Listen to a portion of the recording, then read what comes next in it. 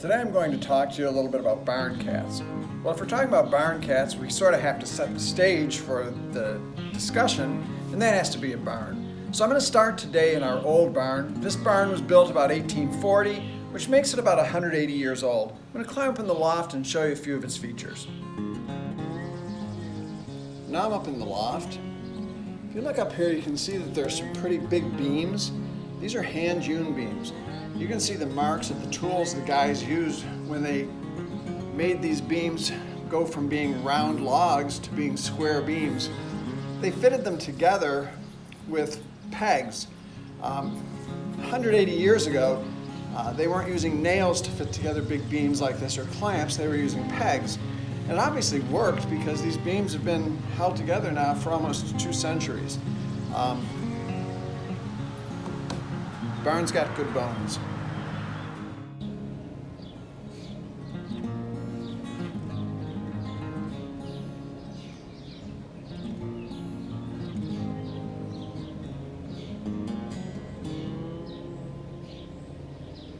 This is the ladder that leads up into the loft.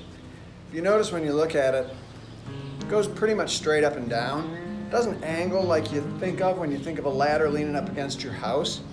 So coming up, it's not bad. Going down, it's a little bit trickier because you have to kind of swing your way around the ladder to start going down to get to the floor of the barn.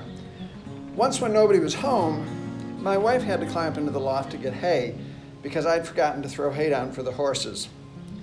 She got up here just fine, but when it came time to get down, she had to swing around the ladder, and that was a little bit scary for her. She finally did it, but boy was she mad. I don't know that I ever forgot to put hay down again. I'll tell you what, she never climbed up in the loft a second time. In an old barn like this, there are lots of places for mice and rats and other little critters to hide but that we don't want. So in order to help us keep our barns free of those kinds of pests, we have several barn cats. This one here is Scratchy. I didn't name her, you can credit that to my grandchildren. And she's one of the barn cats we keep in this barn. And she helps to make sure that we're pest-free, or as close to pest-free as we can be. So we saw the old barn. This is our new barn. This barn here was built probably about 8 years ago. It's much larger than the old one. It's a pole barn construction, basically. This is where most of the horses are kept. My office is in this barn also, and we also have an arena here for riding our horses, and we have an area here for the cows that you saw in an earlier video. Unlike the old barn, which was not as user-friendly, this one here has a stairway going up into the loft. By all standards, it's a much more utilitarian, kind of user-friendly barn when it comes to horses. Now we're upstairs in the new barn. This is the loft. This is where the cats hang out. This is one of our cats. His name is Tux. Between the 2 barns, we actually have 5 barn cats.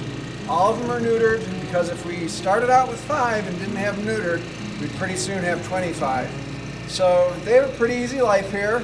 He wants to get away right now because he hears a piece of machinery running that's spooking him a little bit. But this shows you the upstairs of this barn, and it gives you a little bit of an insight into the lives of our cats. He does the same stuff here that the cats do in the other barn. This time here in this barn, we get a lot of chipmunks. And unless we had the cats here, there'd be chipmunks all over the barn. We also get a lot of birds here because we have an arena and we have a big open space, and the cats are a pretty good deterrent to keep the birds out of our barns. Doesn't really work that well with birds because we still have a lot of them, but we'd have more if we didn't have the cats.